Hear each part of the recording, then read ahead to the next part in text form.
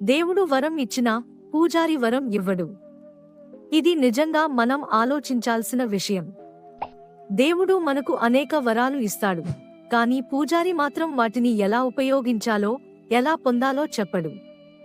పూజారి కేవలం మనకు మార్గదర్శకుడు, కానీ ఆయన వరం ఇవ్వడం అంటే ఏమిటి?